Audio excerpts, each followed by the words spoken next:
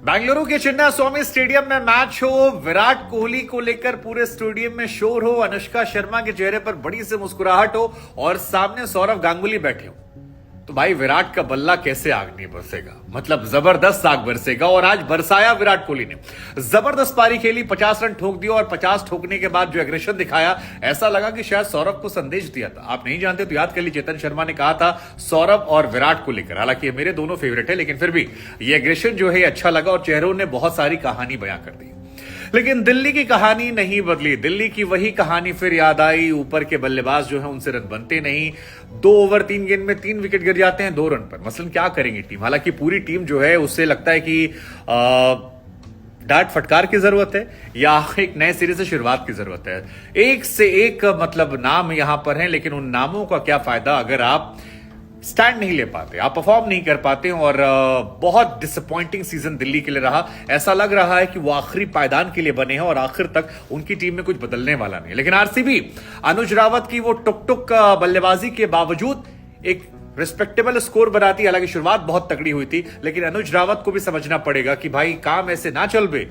Impact player हो आप, impact दिखाओ यार, क्या कर रहे हो। कार्थिक ने भी रिकॉर्ड बनाया, अनचाहा 15वीं बार डक पर गए, लेकिन कुल मिलाकर शानदार मैच, जबरदस्त विराट कोहली का एटमॉस्फेयर और चिन्ना स्वामी की तो क्या ही बात है। दरअसल आज विराट कोहली कुछ अलग खा पी कर आए थे और उन्होंने वो दिखाया कि आज उनका जोश, उनका एटीट्यूड, उनका स्टाइल जो था वो कुछ हटकर था। 34 गेंदों में 6 चौके 1 छक्के के साथ विराट कोहली ने अर्धशतक पूरा किया और इस अर्धशतक के पूरा करने के साथ ही आईपीएल में वो हाईएस्ट हाफ सेंचुरी में नंबर 2 पर पहुंच गए। शिखर धवन को पीछे छोड़ा। 51 हाफ सेंचुरी शिखर धवन ने मारी है और 52 हाफ सेंचुरी विराट कोहली ने मारी। बड़ी बात यह है कि इस आईपीएल में 4 मैचेस में से 3 हाफ सेंचुरी विराट कोहली मार चुके हैं और वो दिखा रहे हैं कि किस दमदार फॉर्म में है। वैसे विराट कोहली के स्ट्राइक रेट को लेकर पिछले मैच में कमेंटेटर ने सवाल खड़ा किया था और आज विराट कोहली ने जब हाफ सेंचुरी मारी तो गुरु एक्सप्रेशन, एटीट्यूड जो था वो अलग निकला, एग्रेशन जो था वो अलग निकला। मतलब बड़े टाइम बाद विराट कोहली के मुंह से वो बेन स्ट्रोक आया। आज विराट कोहली ने जश्न मनाया, वो एटीट्यूड दिखाया कि मैं हूं ना, और जबरदस्त वो एटीट्यूड था। उसको लेकर चर्चाएं सोशल मीडिया पर बहुत ज्यादा है कि विराट फिर बदले बदले नजर आ रहे हैं, क्योंकि विराट बीते कुछ समय से काफी मैच्योर हो गए थे और इतना मैच्योर विराट के प्रशंसकों को अच्छा नहीं लगता। उन्हें लगता है कि यार हमारा वाला कोहली वही है जो कस के आंख तरेड़ देता है, जो कस के आंख ऐसे कर देता है या कहता है कि बेन स्ट्रोक अच्छे खिलाड़ी है।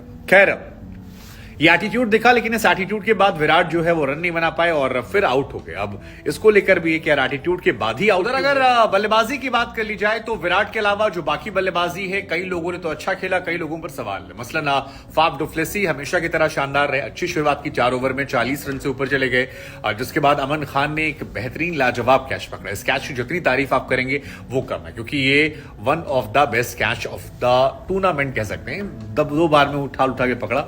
उसकी अगली गेंद पर मिचेल मार्श की लॉन्ग का कैच पकड़ सकते थे, लेकिन मनीष पांडे ने वो कैच ड्रॉप कर दिया। कैच पकड़ लिया होता तो शायद कुछ रन और कम बन जाते, लेकिन विराट ने अच्छी पार्टनरशिप की लॉन्ग के साथ। विराट जब आउट हुए 10 ओवर में 89 हो चुके थे।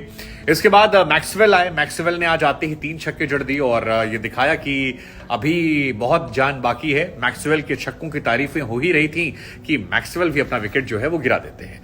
इसके बाद एक फैसला लिया गया हर्षल पटेल के आने का। हर्षल पटेल क्यों भेजे गए ऊपर प्रमोट करके, वो मेरी समझ से परे था, क्योंकि अगर स्लो खिलाना था तो शहबाज नदीम को भेज देते, अगर तेज खेलना था तो दिनेश कार्तिक को भेज देते, लेकिन हर्षल पटेल को प्रमोट किया गया। उस फैसले कोई फायदा नहीं हुआ और फिर ओवर हैट्रिक जो है वो देखने को मिली। हर्षल पटेल आउट हुए और दिनेश कार्तिक भी इसके बाद आउट हो गए। वो भी आए, पहली बॉल पर ही आउट हो गए। अब दिनेश कार्तिक की फॉर्म जो है वो आरसीबी के लिए चिंताजनक है, क्योंकि ऊपर शुरुआत तो विराट और डुप्लेसी देते हैं, लेकिन नीचे रन नहीं बना रहे हैं वो कार्तिक की वजह से। कार्तिक एक बड़े एसेट रहे और कार्तिक के नाम एक अनोखा रिकॉर्ड बना 15 बार 0 पे आउट होने का। मनदीप सिंह के साथ वो इस लिस्ट में टॉप। खैर शहबाज ने 12 गेंदों पर 20 रन बनाए और अनुज रावत ने काफी डिसअपॉइंट किया, 22 गेंदों पर 15 रन। मसलन 68 का स्ट्राइक रेट कौन खेलता है भाई साहब? मतलब T20 में कौन खेलता है?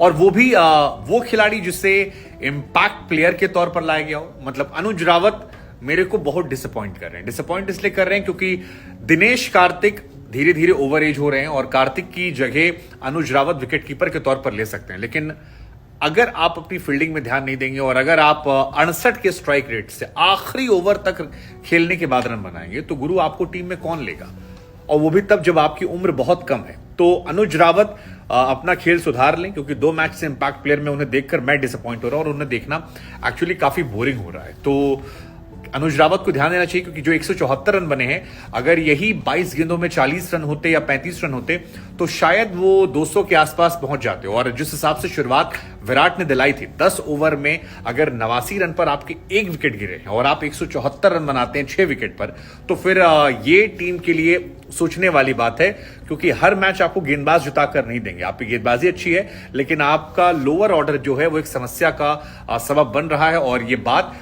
विराट, डुप्लेसी और उनके टीम मैनेजमेंट को समझना है कि कार्तिक को फॉर्म में आना पड़ेगा और ऐसे युवाओं को स्टैंड लेना पड़ेगा। अब बात कर लेते हैं दिल्ली की बल्लेबाजी को लेकर। वैसे दिल्ली की बल्लेबाजी में बात करने वाला कुछ है नहीं, लेकिन अब बात कर ही रहे हैं तो बात कर लेते हैं। सबके बारे में कर रहे हैं, इनके बारे में कर लेते हैं। दिल्ली की तरफ से शिखर धवन तो इस साल है नहीं, तो डेविड वार्नर और पृथ्वी शॉ फिर एक बार बल्लेबाजी करने आए। और वही हुआ जो हर बार कहानी रिपीट होती है। पृथ्वी शॉ दूसरी बॉल खेलते हैं, एक शॉट मारते हैं और सर्किल में ही बॉल रहती है, भागते हैं, रन आउट हो जाते हैं। अब टेक्निकली रन आउट कोई भी हो सकता है। हालांकि कहा जाता है क्रिकेट की एक्सपर्ट्स की दुनिया में कि अगर आप चेस कर रहे हो और आपका ओपनिंग बैट्समैन रन आउट होता है तो जीतना बड़ा मुश्किल होता है, लेकिन दिल्ली के जीतने के आसार तो वैसे भी लगते नहीं है।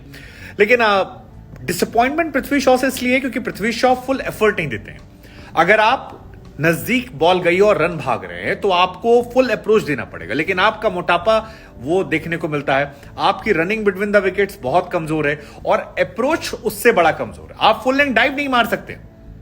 आप फुल लेंथ डाइव मारकर अपने आप को बचा सकते हैं अगर आपको अपनी विकेट की कीमत समझ में आती है, लेकिन पृथ्वी शॉ तो नित नए रिकॉर्ड्स बना रहे हैं। वो अलग अलग तरीके सिखा रहे हैं कैसे कैसे आउट हो सकते हैं। आप मार्कवुड की स्पीड के सामने नहीं खेल सकते, आपको खेलना नहीं आता है। आप दूसरे मैच में शमी की बाउंसर जो है उसके सामने स्ट्रगल करते हैं क्योंकि आप खेल नहीं पाते हैं। आप एक स्पिनर के सामने शॉट नहीं मार पा रहे हैं, अंधेड़ी शॉट मारते हैं, आउट होते हैं, और आज आप रन आउट हो जाते हैं। करे तो करे क्या? और ये पृथ्वी शॉ को सोचना पड़ेगा कि गुरु उनका जीवन है, उनका करियर, और अगर इस तरह अपने करियर को बर्बाद करोगे तो कौन पूछेगा तुम्हें। मसलन तुम्हारे साथ खेलने वाले शुभमन गिल टीम इंडिया के तीनों फॉर्मेट में अभी कल भी 50 मारी थी। अर्शदीप को बात कर लो, वो अच्छा कर रहा है। बाकी भी जो प्लेयर हैं वो अपनी अपनी जगह बनाने की कोशिश कर रहे हैं, और तुम्हारी जगह सबसे पहले बनी थी और तुम अपनी जगह को कूड़ा कर डालो। तो इंसान अपने आप को खुद एनालाइज करता है। पृथ्वी शॉ अब ऐसा लग रहा है कि साईं बाबा ही कुछ अलग से चमत्कार कर दे जो उनकी स्टेटस की स्टोरीज में होते तो हो जाए, अदरवाइज उनका अप्रोच डिसअपॉइंटिंग है। और अब समझ में आता है कि वो क्यों बाहर थे। हम लोगों ने काफी उनके लिए जोर किया था कि पृथ्वी का सिलेक्शन होना चाहिए, बट उनका 4 मैचेस में अप्रोच, आउट होने का तरीका और उनका एफर्ट टीम के टुवर्ड्स, वो मुझे बहुत डिसअपॉइंटिंग लग रहा है। काफी सेल्फिश खिलाड़ी वो नजर आ रहे हैं, सेल्फिश अपने आप को लेकर भी कि अपने लिए भी काम नहीं कर रहे, टीम के लिए छोड़िए। खैर इसके बाद मिचेल मार्श शादी के बाद आए, सोचा कि कुछ अच्छा करेंगे, विकेट निकाले, 2 विकेट ले लिया था गेंदबाजी में, एक कैच ड्रॉप होता वरना 3 विकेट होते, लेकिन बल्ले से एक शॉट मारने के चक्कर में मिचेल मार्श भी आउट होते हैं। आज क्या बॉलिंग की सिराज और पार्नल ने, जबरदस्त, मतलब तेज गेंदबाजी कैसी होती है वो दिखाया यहां पर, वो आउट हो जाते हैं। इसके बाद यश धुल, जिन्हें अंडर 19 कप्तान थे, उन्हें हायर किया गया, लगा वो भी अच्छा कर सकते हैं, लेकिन आज लगातार दूसरे मैच में वो आउट हुए। हालांकि क्वालिटी बॉलिंग थी, लेकिन फिर भी यश धुल को भी समझना पड़ेगा कि बहुत मौके नहीं मिलते। हमने उन्मुख चंद को देखा है इसी दिल्ली में आउट होकर फिर बैठ के अमेरिका में खेल रहे हैं, इंडिया में आईपीएल तक खेलने को नहीं मिल रहा। मसलन आप सोचिए कि 2 ओवर 2 गेंद में 3 विकेट। अब इस टीम का क्या होगा जिसके 3 बल्लेबाज 2 रन पर आउट होते हैं तीसरे ओवर में? वही होना था। इसके बाद एक छोटी सी पार्टनरशिप होती है मनीष पांडे और वार्नर के बीच में। वार्नर एक डेब्यूटेंट को अपना विकेट देते हैं, विजय कुमार उनका नाम है। आज चिन्नास्वामी स्टेडियम में, जो उनका होम ग्राउंड स्टेडियम है, वहां पर वो पहला मैच खेल रहे हैं और डेविड वार्नर जैसी बड़ी मछली का शिकार उन्होंने पहले मैच में कर लिया। तो उनके लिए भी एक बड़ा प्राउड मोमेंट है, क्योंकि आप अपनी पिच पर, अपने होम कंडीशंस पर खेलें, विराट कोहली जैसा खिलाड़ी आपकी टीम में हो, और डेब्यू मैच में डेविड वार्नर जो आईपीएल में सर्वाधिक 50 रन बना चुके हैं, सबसे तेज 5,000 रन बनाने वाले खिलाड़ी हैं, तो एक बड़ा मोमेंट उनके लिए था। तो डेविड वार्नर भी आउट होते हैं। इसके बाद पुरेल आते हैं। पुरेल अच्छे विकेट कीपर हैं, लेकिन उनकी बल्लेबाजी जो है वो भी उतनी दमखम वाली नहीं दिखती और हर मैच में ये दिखा रहे हैं। हर्षल पटेल के पहले ओवर में वो भी आउट होते हैं।